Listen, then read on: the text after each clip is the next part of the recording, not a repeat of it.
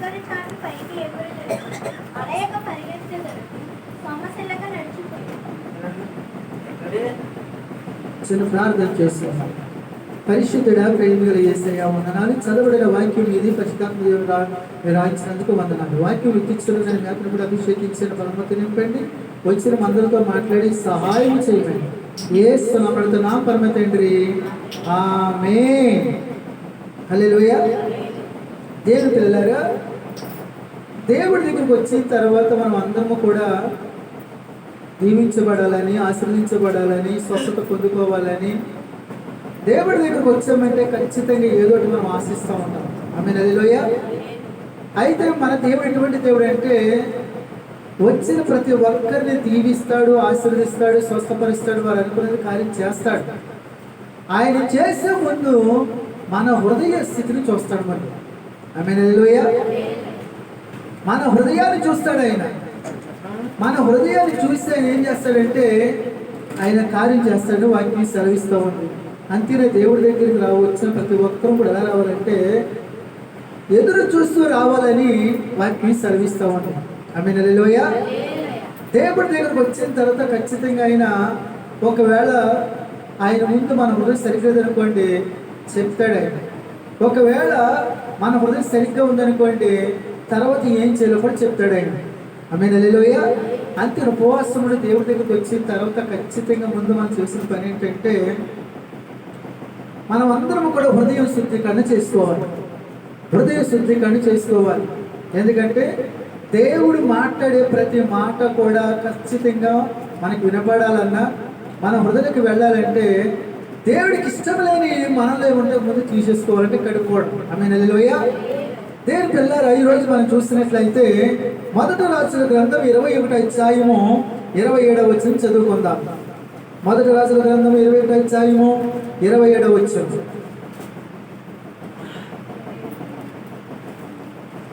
21-27వ వచనం. ఆహాబు ఆ మాటలు విని తన వస్త్రములను చింపుకొని గోనె పట్ట కట్టుకుని ఉపవాసం ఉండి గోనె పట్ట మీద పరుణ్ణి వ్యాకుల పడుచుండగా యెహోవా వాక్కు తిష్బీయుడైన ఏలియాకు ప్రత్యక్షమై ఇలాగు సెలవిచ్చెను, ఆహాబు నాకు భయపడి వినయముగా ప్రవర్తించుట చూచితివా? ఆమేన్. హల్లెలూయా. దేవుని పిల్లలకు రాయబడిన మాట ఏంటంటే ఈయన ఇశ్రాయేలు ప్రజలకు రాజు, అహాబు రాజు. ఆమేన్. హల్లెలూయా. అయితే ఈ రాజు ఇప్పుడు ఏం పరిస్థితి ఎలా ఉన్నప్పుడు అహాబు ఆ మాటలు విని తన వస్త్రములు చింపుకొని గోనె పట్ట కట్టుకుని ఉపవాసం ఉండి. హల్లెలూయా. ఇప్పుడు రాజుగారు వస్త్రాలు తీసేసి గోనె పట్ట కట్టుకుని ఉపవాసం ఉండి ప్రార్థన చేస్తున్నాడు. ఎందుకు రాజుగారు గోనె పట్ట కట్టుకుని ఉపవాసం ఉండి ప్రార్థన చేస్తున్నాడు ఈయన అని మనం చూసినట్లయితే, ఈయన దేవా నాకు సహాయం చేయండి ప్రభువా, నాయన నా రాజ్యం దీవించాలని కాదు.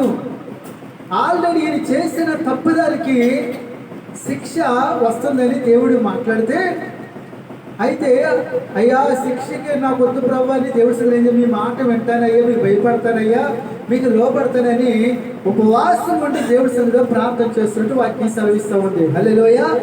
నేను పిల్లలారా, ఇక్కడ రాజుగారు ఎందుకు ఉపవాసం ఉన్నాడంటే ఒక్కసారి చూడండి, ఒకసారి 21-16 వచ్చింది.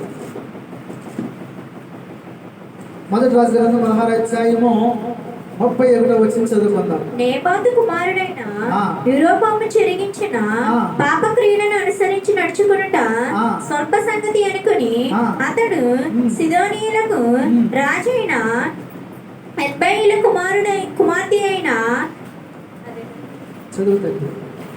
యెజబేలు వివాహము చేసుకొని బయలుదేవతలను పూజించు వానికి మొక్కుచుండెను.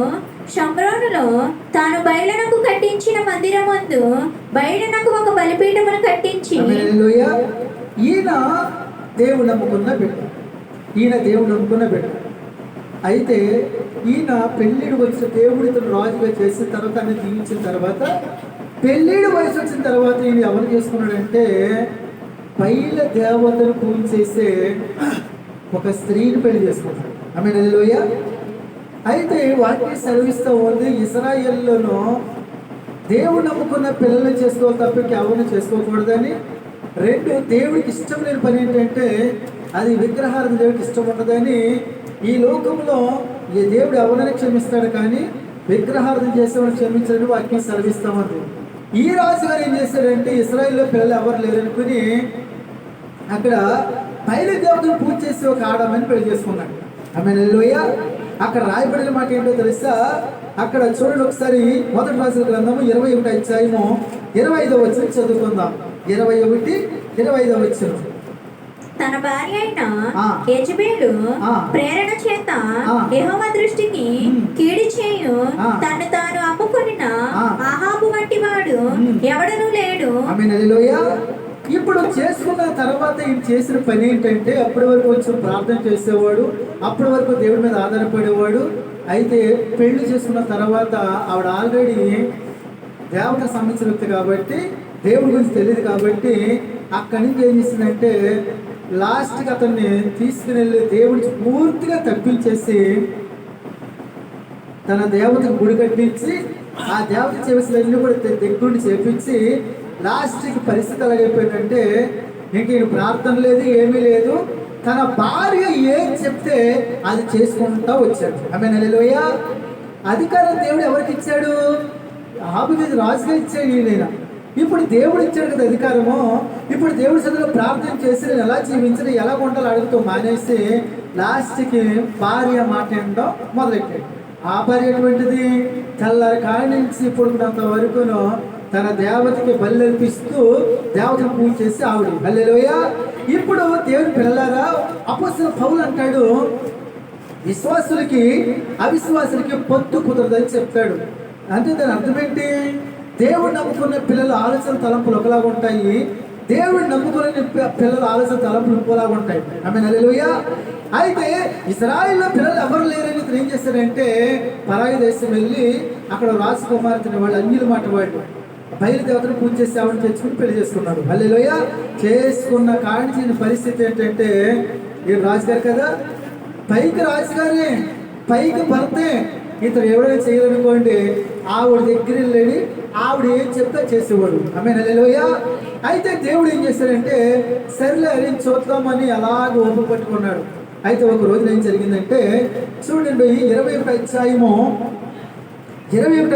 మొదలు వచ్చిన కానీ చదువుకుందాం. ఈ సంగతులైన తరువాత ఆ. ఎజ్రాను సంబ్రాను రాజైన అహాబు నగరుని ఆ. అనుకుని ఇజ్రాయేలైన నాబోతునకు ఒక ద్రాక్ష తోట కలిగి ఉండగా అహాబు నాబోతును పిలిపించి నీ ద్రాక్ష తోట నా నగరున అనుకుని ఉన్నది గనుక ఆమె అది హల్లెలూయ. నాకు అక్కడ రాయబడిన మాట ఏంటంటే ఈ అహాబు రాజు గంట తన నగరం ఆనుకుని అక్కడ ఒక ద్రాక్ష తోట ఉందంట. ఆ ద్రాక్ష తోట ఎవరు రాశాడు అక్కడ మనం చూసినట్లయితే ఇశ్రాయేలు వాడైన నాబోతునకు ఒక ద్రాక్ష తోట ఉందంట. ఈ రాజుగారు ఏం చేసింటే అతను పిలిపించి, అయ్యా నాబోతు, మరి నా నగరం ఆనుకుంది కాబట్టి నేను కూర మొక్కలు వేసుకుందాం అనుకుంటున్నాను, కూరకి తోట వేసుకుందాం అనుకుంటున్నాను, మరి ఆ తోట నాకు ఇవి మీకు డబ్బులు ఇస్తాను, లేదంటే దానికి మంచిది నీకు ఏమైనా ఇస్తే నేను ఆ పొలానికి పొలం ద్రాక్ష తోట ఇస్తాను అంటేనే అతను అంటాడు, అయ్యా అది నా పిత్రార్జితం, అది మా పితృల కాడి నుంచి వస్తుంది అయ్యా, దాన్ని నేను అమ్మను అని చెప్పాడు. ఆమె హల్లెలూయ. ఎప్పుడైతే చెప్పేసాడో ముఖం మీద చెప్పేసాడో రాయబడిన మాట ఏంటంటే అక్కడ ముఖం మూడ్చుకునంట ఇంటికి వెళ్ళంట మంచం మీద పడుకుని గొప్ప అన్నమే తినకుండా పడుకున్నాడంట. ఇంతకీ ఎవరైనా రాజుగారైనా రాజుగారికి ఏం తెలిసి ఉండాలి? రాజుగారు ఇశ్రాయేలుకి రాజు అవ్వాలంటే ముందు ఖచ్చితంగా ధర్మశాస్త్రం చదవాలి, ఖచ్చితంగా వాళ్ళ వాక్యాన్ని చదవాలి, వాక్యం తెలిసిన వ్యక్తి రాజు అవ్వాలి. హల్లెలూయా. ఇప్పుడు ఈయనకి అన్నీ తెలుసు, అయ్యో పిత్రార్జితం అంటున్నాడు కదా, మనం ముట్టుకోకూడదు, ఆయనకి ఇష్టమైతే మనం తీసుకోవాలని ఏం చేయాలి? సర్లే నాబోతు, సర్లే అని వదిలేసి సంతోషంగానూ రావాలి. ఆయన అన్నమాట నచ్చకంట, అంటే నేను రాజుని కదా, నాకే వ్యతిరేకంగా చెప్తాడా, నాకేమనంటాడు? ఏం చేస్తాడు? మూతు పుడుచుకుని వచ్చి ఇంటికి వచ్చి అన్నందుకు కూడా మంచం మీద పడుకున్నాడంట. హల్లెలూయా, హల్లెలూయా. అయితే ఇతను భార్య చూసిందంట, ఇదేంటండి, ఏంటి మూతు పుడుచుని పడుకున్నారేంటి, ఏం మాట్లాడతలేదేంటి, భోజనం చేయట్లేదేంటి అని అడిగితే మొత్తం చెప్పేస్తాడు. ఇలాగ అడిగాను నేను, నాబోతు ఏమన్నాడు అని చెప్తే, నువ్వెవరో తెలుసా, ఇశ్రాయేలుకి రాజ్యం నువ్వు, నీకు అసాధ్యమైనది ఏమీ లేదు కదా, నీకెందుకు, నువ్వు అలా ఉండు, నువ్వు సంతోషంగా లేచి భోజనం చేసి సంతోషంగా ఉండు, నేను చూసుకుంటాను కదా అని అన్నది. ఆల్రెడీ ఈయన ప్రార్థన లేదు, ఏమీ లేదు, ఇక లాస్ట్కి భార్యని దేవతగా చేసుకుని భార్య మాట అంటున్నాడు. ఆమె హల్లెలూయా. అయితే ఆవిడ ఏం చేసిందంటే చూడండి, ఆవిడ యెజబెల్ ఏం చేసింది,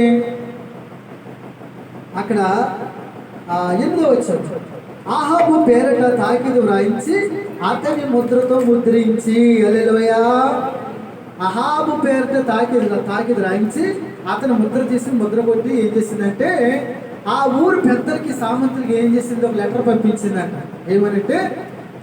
ఏమనంటే ఇదిగో నా ఉపవాసం దినం ప్రకటించండి, ఆ రోజుని 2 పరిగమలను తీసుకుని వాళ్ళిద్దరికి డబ్బులు ఇచ్చి మీరు ఏం చేయాలంటే తప్పుడు సాక్ష్యం చెప్పాలని ప్రేరేపించింది. నిజంగా వాళ్ళు ఏం చేస్తారంటే, ఓహో రాణిగారు పంపించారు, రాజుగారు పంపించారంటే రాజుగారు వాడు మాట్లాడుతుంటే కనుక మనకు తెలిసిన విషయమే కదా, లోకంలో నీతి న్యాయం ఆలోచించరండి. లోకంలో ఎవరికైనా పలుకుబడి ఉందనుకోండి, వాళ్ళు ఊరు పెద్దలు లేకపోతే ప్రెసిడెంట్ లేకపోతే ఎమ్మెల్యే లేకపోతే ఏదో అనుకోండి, వాళ్ళ పక్షాన్నే మాట్లాడతారు. నీతి న్యాయం తెలియదు అన్యాయం అని మాట్లాడతారా, మాట్లాడు. ఎప్పుడైతే రాజుగారి నుంచి లెటర్ వెళ్ళిందో ఆ ఊరు పెద్దలంట అనుకూలతను పెట్టుకుని అబద్ధ సాక్ష్యం పలికించి, అయ్యా ఈ నాబోతు ఏం చేశాడంటే రాజుని దేవుని దూషించాడయ్యా అని చెప్పింది కదా, అలాగే చేశారంట. అయితే రాయబడిన మాట ఏంటంటే, పాత నిబంధన కాలంలో దేవుని దూషించిన, రాజుని దూషించిన ఆ వ్యక్తిని రాళ్ళతో పాటు చెప్పాడు. హల్లెలూయా. పాపం తప్పుడు సాక్ష్యం చెప్పారు కదా, రాళ్ళతో పాటు చంపేశారు, చచ్చిపోయారు. ఇప్పుడు వెంటనే అక్కడ రాణిగారికి అందించారు. అమ్మ రాణిగారు మీరు చెప్పి చేసేస్తామన్నారు. వెంటనే భర్తతో లేదు సంతోషంగా హ్యాపీగా ఉండు, వెళ్ళు, ఆల్రెడీ అంట ఆయన చనిపోయాడంట, నాబోతు చనిపోయాడంట, కాబట్టి వెళ్ళి స్వాధీనం చేసుకో ఆ తోటని చెప్పగానే ఇప్పుడు రాజుకు సంతోషంగా లేచి ఆ తోట దగ్గరికి వచ్చాడు. ఆమె హల్లెలూయా. తోట దగ్గరికి రాగానే చూడండి, అక్కడ రాయబడిన మాట ఏంటంటే, నీవు అతని చూచి ఇలాగూ ప్రకటించుము, యెహోవా సెలవిచ్చినదేమగా దీని స్వాధీనపరచుకొనవలెనని నీవు నాబోతును చంపితివి కదా. యెహోవా సెలవిచ్చినది ఏమనగా, ఏ స్థలమందు కుక్కలు నాబోతు రక్తమును నాకెను, ఆ స్థలమందే కుక్కలు నీ రక్తమును నిజముగా నాకునని అతనితో చెప్పాను. హల్లెలూయా, హల్లెలూయా. ఎప్పుడైతే ద్రాక్ష అక్కడ తోటని స్వాధీనపరిచిన తోటకాడికి వెళ్ళాడు, వెంటనే దేవుడు ఏం తెలుసా, ప్రవక్తను పంపించేసాడు. వెళ్ళు ఒక్కసారి తోట దగ్గరికి వెళ్ళు, రాజుగారు అక్కడ ఉన్నాడు, దాన్ని స్వాధీనపరచుకోపోతున్నాడు, నాబోతుని చంపించేసాడు చెప్పగానే వచ్చాడు. ప్రవక్త కదా చూశాడు, నువ్వు నాబోతుని చంపేసి అతని పెద్దల చేత మీద తోటను తీసుకుంటున్నావు, ఎక్కడ అయితే నాబోతు రక్తము కుక్కలు నాకినయ్యో అదే దగ్గర నీ రక్తం కుక్కలు నాకుతాయని దేవుడు చెప్పమని చెప్పాడమ్మా. ఆమేన్, హల్లెలూయా, హల్లెలూయా. ఇంకా రాజుగారికి ఏం చేయాలో అర్థం కావట్లేదు. ఎందుకంటే ఆల్రెడీ దేవుడు నమ్ముకున్న బిడ్డ, దేవుడు అతన్ని రాజుగా అభిషేకించాడు. రాజు అయిన తర్వాత ఏం చేశాడు, కొన్ని రోజులు బాగానే ఉన్నాడు, తర్వాత దేవుడు చెప్పిన పక్కనెట్టేశాడు. ఇంకా ఎవరి మాట అన్నాడు, ఇంకను భార్య మాట. హల్లెలూయా. దేవుని పిల్లలారా, ఈరోజు పరిశుద్ధాత్మ స్పష్టంగా మనతో మాట్లాడుతున్నాడు. ఇంతగా భార్య ఎవరు, ఎంతగానో అన్యురాలు, పూజలు చేసే ఆవిడ ఆలోచన వేరు, ఈయన ఆలోచన వేరు. ఆమేన్, హల్లెలూయా. అందుకే మనకు తెలుసు కదా, 6 నెలలు సహవాసం చేసామనుకోండి, వీడికి ఎలా మాత్రం పెద్దలు అంటారు, అది వాస్తవం కూడా. ఆమేన్, హల్లెలూయా. అందుకనే ఇక్కడ రాజు చేసిన తప్పు ఏంటంటే, అసలు యెజబెల్ ఆవిడ ఎటువంటి ఆవిడ గురించి రాయబడిన మాట ఏంటో తెలుసా, ఆవిడ ఇష్టం మాట ఎవరి మాట ఎంతో, ఆవిడ లోపల ఏం చేయకుంటుందో అదే చేపిస్తుందంట. ఆమేన్, హల్లెలూయా. 1 దేవుడికి వ్యతిరేక పనులు చేసింది, 2 భర్తకు లోపడలేదు, 3 ఆవిడ పరిస్థితి ఏంటంటే ఇంకా తనకి మనసులో ఏ తలస్తే అది చేసుకుంటూ వచ్చింది. ఆమేన్, హల్లెలూయా. దేవుని పిల్లలారా, అందుకనే దేవుడి సంఘానికి వచ్చిన తర్వాత మనం కూడా చేసిన పని ఏంటంటే, మనం ప్రార్థన చేసుకుని మన పిల్లలకి ఏం చేయాలంటే, దేవుడు నమ్ముకున్న పిల్లలే మనం చూసుకోవాలని వాక్యం సెలవిస్తూ ఉంది. హల్లెలూయా. ఎందుకంటే మన పరిస్థితుల్లో ఎన్ని చూసుకొని ఏం చేస్తామంటే ఒక అడిగేస్తాము, కానీ వాస్తవం ఏంటంటే దేవుడికి వ్యతిరేకం మనం ఏం చేసినా ముందు దేవుడికి వ్యతిరేకమైన పని జరుగుతుంది. ఆమేన్, హల్లెలూయా. అయితే దేవుడు అలాగే చూస్తున్నాడు, మారుతారేమో చూస్తాడు. ఇంకెక్కడ మారింది? లాస్ట్కి పూర్తిగాను ఆవిడికి దేవతలకు సంబంధించింది కదా ఆవిడ. లాస్ట్కి ఇశ్రాయేలు ప్రజలకి ఇతడు దహన బలి అర్పించాలి రాజుగారు, అవి మానేశాడు. ఇంకా ఆవిడ ఏం చెప్పిందో అయ్యే చేసుకుంటూ వెళ్తున్నాడంటమ్మా. ఆమె హల్లెలూయా. చూడండి అక్కడ క్లియర్గా రాశాడు. అక్కడ చూడండి 21 అధ్యాయము 25వ వచనం. తన భార్య అయిన యెజెబెలు ప్రేరేపణ చేత యెహోవా దృష్టికి కీడు చేయ తను తాను అమ్ముకొనిన అహాబు వంటి వాడు ఎవడునూ లేడు. ఇశ్రాయేలు ఎదుట నిలవకుండా యెహోవా వెళ్ళగొట్టిన అమోరీయుల ఆచార రీతిగా విగ్రహములను పెట్టుకొని అతడు బహుహేయముగా ప్రవర్తించెను. హల్లెలూయా. విగ్రహములు పెట్టుకునంట బహుహేయం, దేవుడికి వ్యతిరేకమైన పని చేశాడు, దేవుడికి వ్యతిరేక పని చేశాడంట. ఆమె హల్లెలూయా. పోనీ ఆవిడేమో మంచి ఆలోచనలు ఇచ్చి పోనీయండి మీ దేవుడు ఎలా చెప్తానంటది? లేదు. అంటే లాస్ట్కి భర్త చేత ఏం పెట్టించింది? దేవుడికి వ్యతిరేకమైన పనులు విగ్రహాలు పెట్టించి పూజ చేయించింది దగ్గరుండి. హల్లెలూయా. ఈయన పూర్తిగా లోబడిపోయాడు. అప్పుడు దేవుడు చూసి ఏం చేశారంటే అప్పుడు ప్రవర్తన పంపించాడు అనమాట. ఏమని? ఎప్పుడు నువ్వు నీ భార్య మాట వింటున్నావు, భార్య ప్రేరేపణ కలిగి నువ్వు నన్ను పక్కన పెట్టి ఆవిడ ఆరాధన చేసి ఆ దేవత మొక్కుతున్న విగ్రహం పెట్టుకున్నావు కాబట్టి నీకు శిక్ష ఏంటంటే ఆవిడ మాటలు చేసావు కాబట్టి నీకు ఇంకా మంచి బుద్ధులు రాలేదు. కాబట్టి ఎక్కడ అయితే నా పోతని చంపించే రక్తం కాల్చింది అదే ప్లేస్లో కుక్కలో నీ రక్తం త్రాగుతాయని చెప్పాడు. హల్లెలూయా అని చెప్పి అంటాడు. 2, ఇదంతా చేయించింది నీ భార్య కాబట్టి నీ తర్వాత నీ భార్యని లాస్ట్కి కుక్కలు మాంసం తింటాయి, లాస్ట్కి చనిపోయిన తర్వాత ఏది మిగలిపోకుండా నీ భార్యను కుక్క తినేస్తాయి అని శపించాడు. లాస్ట్కి 2, 3 ఏమన్నాడు? నీ సంతతిని, అంటే నీ కుటుంబంలో సంతతి కూడా అందరూ కూడా నాశనం అయిపోతారు అని చెప్తాడు. హల్లెలూయా. అంటే ఒకటి దేవుడి మాట వినుకోకుండా భార్య మాట విని దేవుడికి వ్యతిరేకమైన పని చేస్తే ఈ దేవుడు ఏం చేశాడు? ప్రభుత్వం మాట్లాడించాడు. హల్లెలూయా. ఒకటి ఈయనగా చనిపోతాడు, 2 భార్య పరుగు ఆవిడ కూడా చనిపోతాడు, లాస్ట్కి నీ సంతతిని ఎవరు లేకుండా చేస్తారని దేవుడు చెప్పాడు. హల్లెలూయా. ఇంకా శిక్ష ఎప్పుడైపోతుంది అనుకున్నాడు. అప్పుడు ఈయన చేసిన పని ఏంటంటే చూడండి 28వ వచనం అంటాడు, ఆహాబు నాకు భయపడి వినయముగా ప్రవర్తించడం చూసితివా. ఎప్పుడైతే దేవుడి మాటలు విన్నాడో ఈయనకి ఏమొచ్చింది? భయం వచ్చేసింది. అయ్యో నేను ఇంత దుర్మార్గ పని చేస్తున్నానా, అసలు పెళ్లి చేసుకుంటే రాంగ్గా చేసుకున్నాను, నా భార్య మట్టి అన్నాను, ఎంత శిక్షణ మీదకి వస్తుందా అని ఏం చేశాడంటే దేవుడికి భయపడి ఉపవాసం ఉన్నాడంట. హల్లెలూయా. ఎవరికి భయపడ్డాడు? దేవుడికి భయపడి ఉపవాసం ఉండి కన్నీళ్లు కారుస్తూ ఏడుస్తున్నాడు. అయ్యా క్షమించండి అయ్యా, మీ దయ వల్లనే మీ కృప వల్లనే నా కుటుంబం వెలగిందయ్యా, నా కుటుంబంలో నేను రాజు అయ్యే కారణం అంటే మీ కృప వల్లనయ్యా. అది నేను మర్చిపోయి ఇజ్రాయెల్లో ఎవరు లేరు, దేవుని కృపలు లేరు అనుకుని తెచ్చుకుని పెళ్లి చేసుకున్నాను అయ్యా. అక్కడి నుంచి నా భార్య మట్టన్నానయ్యా, అయ్యా నాకు శిక్ష అవుతాయ్యా, నేను మీకు లోపడుతున్నానయ్యా, ఇంకెవరికి లోపండి అయ్యా, ఇక నా భార్య మట్టి విన్నయ్యా, మీ మాట వింటానయ్యా ఇక్కడి నుంచి అని ఉపవాసం ఉన్నట్టు రాజుగారు గోను పట్ట కట్టుకుని కన్నీళ్ళు ఖర్చు చేసాడంట. హల్లెలూయా. అప్పుడు దేవుడు ఏం చేశాడు? ఆయన ప్రవర్తన చూసి మళ్ళీ ఏలియాకి ఏం చెప్తున్నాడు?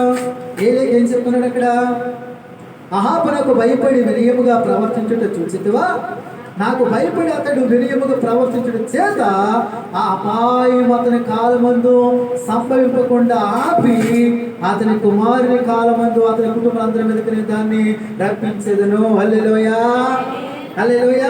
నాకు భయపడ్డాడు అహాబు రాజు, నాకు భయపడ్డాడు, నాకు లోపడ్డాడు, ఇక్కడి నుంచి నేను చెప్పింది చేస్తాడంటే కాబట్టి అతను ఉపవాసమును తగ్గించుకుని తన పాప చేతులు విడిచిపెట్టుకున్నాడు. కాబట్టి నేను చెప్పిన శిక్ష వస్తుంది, కానీ ఇతని కాలంలో రాదు.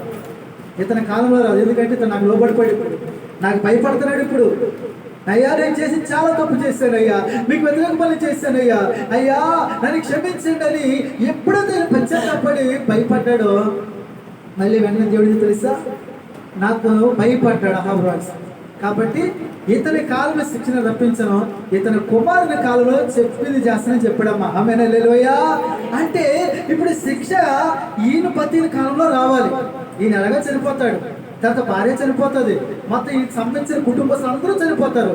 అది దేవుడి శాపం అది. ఆమేన్, హల్లెలూయా. ఎందుకని? అన్ని దేవుడికి వ్యతిరేకమైన పనులే. హల్లెలూయా. దేవుని పిల్లలారా, సంఘానికి వచ్చిన తర్వాత, దేవుడు నమ్ముకున్న తర్వాత దేవుడు ఒక్కసారి మన పరిస్థితిని గుర్తు చేసుకోవాలి. మన బ్రతికెలా ఉందో, మనం దేవుడు మనం ఎలా దీవించాడో చూసుకుని మనం ఏం చేయాలంటే, ఏది చేసినా దేవుడికి లోబడి మనం ప్రార్థన చేస్తే ఆయన మంచి దేవుడు, గొప్ప దేవుడు, దీవించిన దేవుడు, ఆశ్రయించాడు, ఖచ్చితంగా మనకు అన్నీ ఇస్తాడు.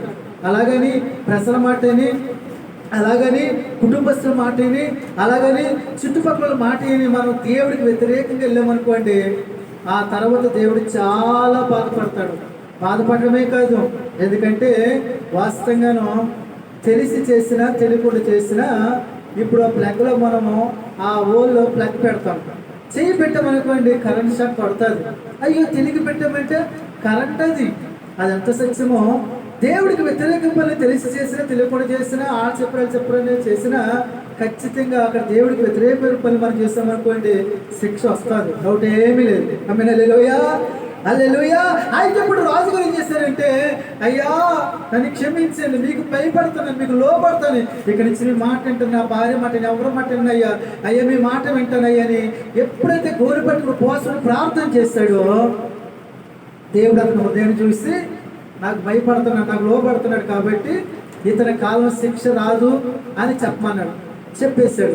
దేవుని పిల్లారా, చరిత్ర ప్రకారం ఏం జరిగిందో తెలుసా? కొన్ని రోజులు అయిన తర్వాత ఈ యుద్ధానికి వెళతాడు. అక్కడ యుద్ధంలో శత్రు బాణాలు తగులుతాయి, కూలిపోతాడు, పడిపోతాడు, ఆ రక్తం కారుతూ ఉంటాడు. అయితే ఎక్కడైతే నాబోతుని చంపాడో అక్కడికి వచ్చి ఆగుతుంది రథం. అక్కడ ఏం జరిగింది? కుక్కలు ఎక్కడైతే నాబోతు రక్తం నాకినాయో ఇతని రక్తం నాకుతాయి. ఇది అయిన తర్వాత తనకు కొడుకు కాలంలో దేవుడికి వ్యక్తిని లేపుతాడు, వస్తాడు, యెజబెల్ పైనుంచి చూస్తాడు, మెడ పంచి కిందకు తోసేస్తాడు, కింద పడిపోతుంది. లాస్ట్కి ముక్కలు మిగలపోకుండా లాస్ట్కి అరచేతులను తలకాయని ఇంకేదో మిగులుతుంది, కప్ప మొత్తం కుక్క తినేసినాయి అంట. అంటే దేవుడు చెప్పింది ఖచ్చితంగా నెరవేరింది. హల్లెలూయా. అయితే అహాబు చూస్తుండగా జరగలేదు. ఎందుకని దేవుడికి భయపడి తప్పులు ఒప్పుకుని, అయ్యా ఇక్కడి నుంచి మీ మాట వింటానని లోపడ్డాడు. ఆమేన్, హల్లెలూయా. నేను పిల్లలారా, మనుషులు మనం తెలుసో తెలియకో, లేకపోతే మన ఇంట్లో మాట వినో, మన వీధుల మాట వినో, వాళ్ళ మాట ఏం చేస్తామంటే ఒక్కొక్కసారి వారి నిర్ణయాలు ఆలోచన ఎలా ఉంటాయంటే దేవుడికి వ్యతిరేకంగా వెళతాం. మనమేమనుకుంటామంటే దేవుడు చూసుకుంటాడండి, దేవుడే చూసుకుంటాడు అనుకుంటాం. దేవుడు చూసుకోకపోతే దేవుడికి వ్యతిరేక పనులు చేస్తామండి. ఆమేన్, హల్లెలూయా. అయితే ఈరోజు పరిశుద్ధ స్పష్టంగా మనతో మాట్లాడుతున్నాడు. నీ దేవుడు ఎవరో తెలుసా? అసాధ్యమైన దేవుడు. నీ దేవుడు ఎవరో తెలుసా? నువ్వు అడిగింది ఇచ్చే దేవుడైన ఆయనకు అసాధ్యమైన దేవుడు లేదు. కాబట్టి మనం ఏం చెయ్యాలి? కన్నీళ్లు కలిసి ఉపవాసం ఉండి ప్రార్థన చేస్తూ ఆయన మీద ఆధారపడితే ఖచ్చితంగా నువ్వు అనుకున్నది జరుగుతుంది. హల్లెలూయా, హల్లెలూయా. అందుకనే ఇప్పుడు అహాబు రాజు ఏం చేస్తాడంటే, ఇప్పుడు దేవుడు అంటున్నాడు, అహాబు నాకు భయపడుతున్నాడు, నాకు లోపడుతున్నాడు అని జరగబోయే శిక్ష అతని కాలంలో రాదని చెప్పాడు. హల్లెలూయా. ఏం పిల్లలారా, కాబట్టి ఈరోజు పరిశుద్ధాత్మ స్పష్టంగా మనతో మాట్లాడుతున్నాడు. ఉపవాసంలో వచ్చాం కదా, దేవుడికి వ్యతిరేకమైన ఆలోచన తలంపులు కనుక మనం అంటే తీసేసుకోవాలి. హల్లెలూయా.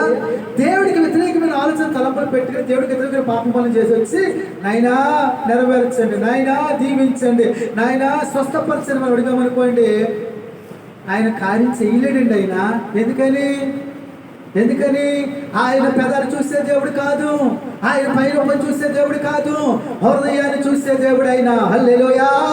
అందుకనే యెహోవా కొరకు ఎదురు చూస్తూ వచ్చే మనం ఏం చేయాలంటే, ముందు మన హృదయం దేవుడికి ఇష్టంగా ఉందో లేదో చూసుకోవాలి. హల్లెలూయా.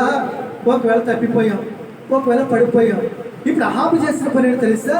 ఉపవాసం ఉండి కన్నీళ్లు కారుస్తూ దేవుడికి భయపడి, అయ్యా మీకు వ్యతిరేకం చేసిన క్షమించండి, ఇక నుంచి మీ మాట వింటానయ్యా, మీ మాట వింటానయ్యా, నా మీదకి వచ్చే శిక్షను తప్పించండి అయ్యా అని ఎలా ప్రార్థన చేశాడో మనం కూడా ఏం ప్రార్థన చేయాలంటే, అయినా తెలుసో తెలియక పడిపోయాను, నన్ను క్షమించండి, ఇక్కడి నుంచి మీకు లోబడతాను, ఇక్కడి నుంచి మీకు లోబడతాను, మీ మాట వింటాను, మీరు చెప్పించేస్తానయ్యా, అయ్యా శిక్ష రాకోకుండా అయ్యా కాపాడండి అయ్యా, మా కుటుంబాన్ని దీవించండి అయ్యా, మా కుటుంబాన్ని ఆశీర్వదించండి అయ్యా అని మనం ప్రార్థన చేస్తే ఆ మంచి దేవుడు ఏం చేస్తాడంటే మనం చేసిన తప్పుదలను క్షమిస్తాడు. ఎందుకని?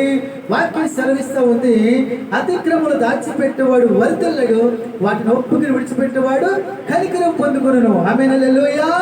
కాబట్టి దేవుడి సంఘానికి వచ్చిన తర్వాత మన పరిస్థితి దేవుడు తెలుసండి, మన ఇంట్లో పరిస్థితి దేవుడు తెలుసండి, మన బిడ్డల పరిస్థితి దేవుడు తెలుసండి. అయితే ఒక దేవుడు కొన్ని విషయాలు లేట్ చేస్తూ ఉంటాడు. ఎందుకు లేట్ చేస్తాడు? ఆయన ఒక మంచిది ఉంచుతాడు, ఒక మంచిది ఉంచుతాడు. హల్లెలూయా.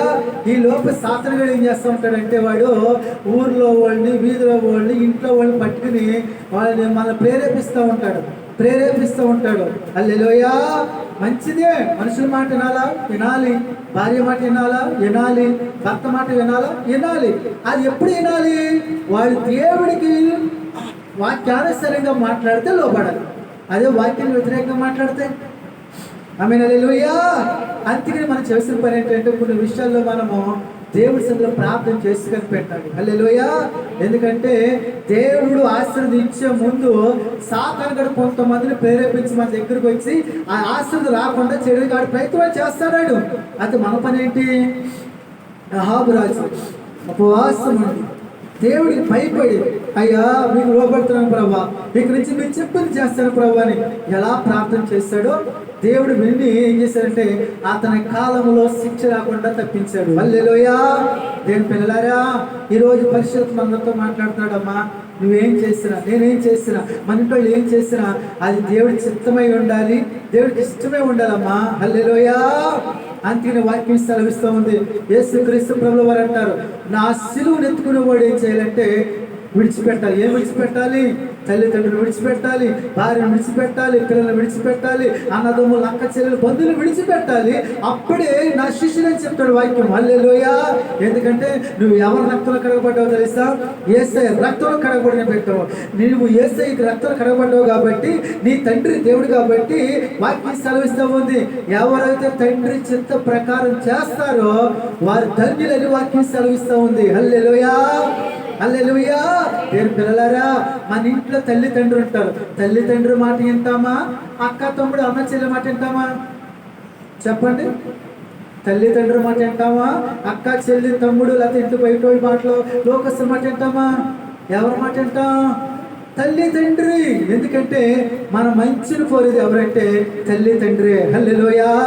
దేవుని పిల్లలారా, నీ కొరకు నా కొరకు కలవసిలో రక్తం ఖర్చు ప్రాణం పెట్టిన యేసుక్రీస్తు ప్రభువు వారు ఆయన మన తండ్రి అయినా ఆయన దీవించే దేవుడు అండి, ఆయన ఆశీర్వదించే దేవుడు అండి. ఆమేన్, హల్లెలూయా. కాబట్టి దేవుని పిల్లలారా, ఈరోజు పరిశుద్ధాత్మ స్పష్టంగా మనతో మాట్లాడుతున్నాడు. ఉపవాసం నుండి మీరు వచ్చారు. అయితే ఒకవేళ ఏది అడిగే ముందు ఏమో ఈ వారంలో, ఈ నెలలో నేను కానీ మీ ఇంట్లో ఎవరైనా సరే దేవుడికి వ్యతిరేక పనులు చేస్తామేమో అని గుర్తు చేసుకుని, అయ్యా నన్ను క్షమించండి, నా ఆలోచన, నా తలంపులు మీకు వ్యతిరేకంగా క్షమించండి దేవా, మీ మాట వింటాను, మీకు లోపడతాను ప్రభువా, అయ్యా నన్ను దీవించండి, నా పిల్లలు దీవించండి అని మీరు అడిగితే ఖచ్చితంగా దేవుడికి నువ్వు లోపడ్డావు కాబట్టి, దేవుడికి భయం నీకు ఉంది కాబట్టి దేవుడు ఏం చేస్తాడంటే ఏ విధంగా అహాబు హృదయాన్ని చూసి ప్రవక్తను పంపించినట్లు ఈరోజు పరిశుద్ధాత్ముడు వాక్యంతో మీతో మాట్లాడుతున్నాడు. కాబట్టి నువ్వు దేవుడికి లోబడి, అయ్యా మీ చిత్త ప్రకారం నేను నడుస్తాను, మీ చిత్త ప్రకారమే నా పిల్లలు నడిపిస్తాను, అయ్యా మీ చిత్త ప్రకారం లోబడతానని నువ్వు లోబడితే ఆయన నీ హృదయాన్ని చూసి ఏం చేస్తాడంటే ఖచ్చితంగా నిన్ను, నీ పిల్లలైనా దీవిస్తాడు, ఆశీర్వదిస్తాడు. హల్లెలూయా, హల్లెలూయా. నేను పిల్లలారా, అందుకనే దేవుడు చూసేదని తెలుసా? ఆయన పైరపై చూసే దేవుడు కదమ్మా, హృదయాన్ని చూసే దేవుడమ్మా. వాక్యం సెలవిస్తూ ఉంది, యెహోవా కన్నులు ప్రతి స్థలం మీద ఉన్నాయని వాక్యం సెలవిస్తూ ఉంది. యెహోవా యందు భయము భక్తి గలవారి మీద ఆయన దృష్టి పెట్టి చూస్తాడు వాక్యం సెలవిస్తూ ఉంది. మన పరిస్థితి తెలుసు, మన పిల్లల పరిస్థితి తెలుసు, మన కుటుంబ పరిస్థితి తెలుసు. అయితే ఆయన చూసే దేవుడు కొన్నిసార్లు మన పరీక్షలు పెడతాడు. ఆ పరీక్షల్లో పాస్ అయ్యే వరకు చూస్తాడు. పాస్ అయ్యామా అక్కడి నుంచి 200 ఆశీర్వాదం మన కుటుంబానికి ఇస్తాడండి ఆయన. హల్లెలూయా. కాబట్టి దేవుని పిల్లలారా, ఈరోజు పరిశుద్ధాత్మ స్పష్టంగా మనతో మాట్లాడుతున్నాడు. అంతేనే దేవుడు దీవించాడు, ఆశీర్వదించాడు, రాజుగా చేశాడు. కానీ ఎవరు మాట్లాడుతున్నాడు తెలుసా? భార్య మాట. ఎవరు మాట్లాడినాడు తెలుసా? దేవుడు పక్కన పెట్టాడు.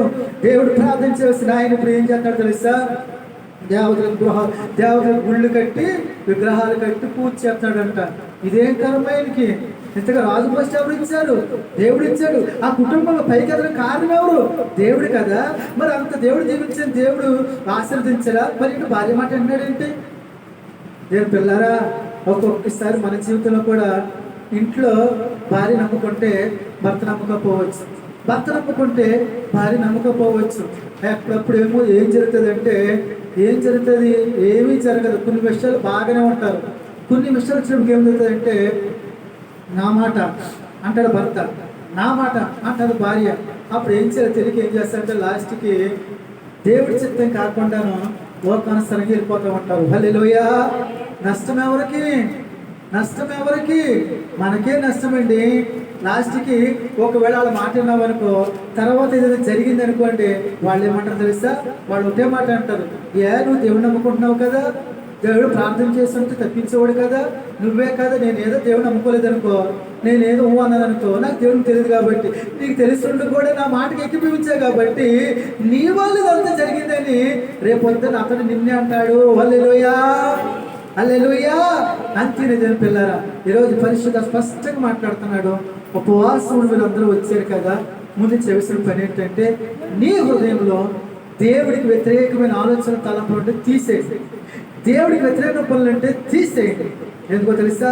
నీ దేవుడు దీవించే దేవుడు, ఆశీర్వదించే దేవుడు, నీకు కావాల్సిన ఇచ్చే దేవుడు. కాబట్టి దేవుడికి వ్యతిరేకంగా హృదయంలో పెట్టుకుని వచ్చి నాయన ఉపవాసం ఉన్నానంటే ఆయన నీ పట్ల కార్యం చేయలేడమ్మా. ఎందుకంటే నువ్వు చెప్పకముందే నీ హృదయం ఏముంది ఆయనకి తెలుసు, దేవుడికి తెలుసు. హల్లెలూయా. కాబట్టి దేవుని పిల్లలారా, మరి ఒకవేళ దేవుడికి వ్యతిరేకంగా నీ హృదయం ఎప్పుడు ఏదైనా ఉంటే కడిగేసుకో మంచిది. కడిగేసుకుని, అయ్యా నీకు లోపడతాను ప్రభా, మీకు చెప్పింది చేస్తాను ప్రభా, నువ్వు లోబడు. నీకు అద్భుత రీతిగా మళ్ళీ వచ్చి ఇదే రోజుకి ఇంకొక మంచి సాక్షి నువ్వు చెప్తాను. హల్లెలూయా. ఎందుకో తెలుసా? నువ్వు ఎప్పుడైతే దేవుడు పూర్తిగా లోపడతావో అప్పుడు దేవుడు ద్వారం తెలిసి నీకు కావలసింది ఇస్తాడు ఆయన. హల్లెలూయా. అటువంటి గొప్ప దేవుడు అండి, శక్తిగల దేవుడు అండి ఆయన. ఆమేన్. హల్లెలూయా. ఎందుకంటే వాక్యం సెలవిస్తుంది, ఆయనకు అసాధ్యమైనది లేదు. మరి ఎక్కడ తేడా జరిగింది? ఏమో నువ్వు బాగానే ఉన్నావు, ఏమో అహాబుని భార్య ప్రేరేపించినట్టు నేను ఇంట్లో వాళ్ళు ప్రేరేపించారేమో. ఆమేన్. హల్లెలూయా. లేకపోతే నిన్ను వీధిలో వాళ్ళు ప్రేరేపించారేమో, లేకపోతే నువ్వు దేవుడి వైపు చూడకోకుండా ఇంట్లో వాళ్ళ వైపు, వీధిలో వాళ్ళ వైపు, వాళ్ళ వైపు చూస్తున్నావేమో. అలా చూడవద్దమ్మా. దేవుని పిల్లలు అలా చూడొద్దు. నువ్వు దేవుడి వైపు చూడు. దేవుడి వైపు చూస్తే వచ్చేవారు నువ్వు మంచి సాక్ష్యం చెప్తావు. హల్లెలూయా. అయితే అహాబు హృదయం చూసిన దేవుడు ఏం చేస్తే శిక్ష తప్పించి నీ కాలంలో రాదు, నీ పిల్లల కాలం వస్తుంది. వాళ్ళు మారు మనసు పొందలేదనుకో, వాళ్ళు దుర్మార్గం ఉన్నారనుకో, వాళ్ళ కాలం వస్తుందని అహాబు చూస్తుండగా పిల్లలకి ఏమవలేదు, భార్యకి ఏమవలేదండి, ప్రశాంతంగా వెళ్ళిపోయాడు. హల్లెలూయా. ఏం పిల్లలారా, ఈరోజు పరిశుద్ధ స్పష్టంగా మీతో మాట్లాడుతున్నాడు. ఉపవాసం వచ్చావు కదా, నీ దేవుడి గురించి చూస్తున్నాడు. నీ పరిస్థితులు అన్నీ తెలుసు. దేవుడికి వ్యతిరేకమైన ఏమన్నా మీకు తెలుంటే, అయ్యా నన్ను క్షమించండి, నేను మీకు లోపడతాను ప్రభా, అయ్యా మీ మీద ఆధారపడతాను ప్రభా అని నువ్వు ఆయనకు లోబడు. ఖచ్చితంగా నీ ప్రార్థన వింటాడు. మళ్ళీ వచ్చి ఇదే రోజుకి దేవుడు నిన్ను దీవిస్తాడు, నీ పిల్లలు దీవిస్తాడు, నీ కుటుంబాన్ని దీవిస్తాడు. అటువంటి కృపణ దేవుడు మనందరికీ అనుగ్రహించును గాక. ఆమేన్. మోకరించిన ప్రార్థన చేసుకున్నాం.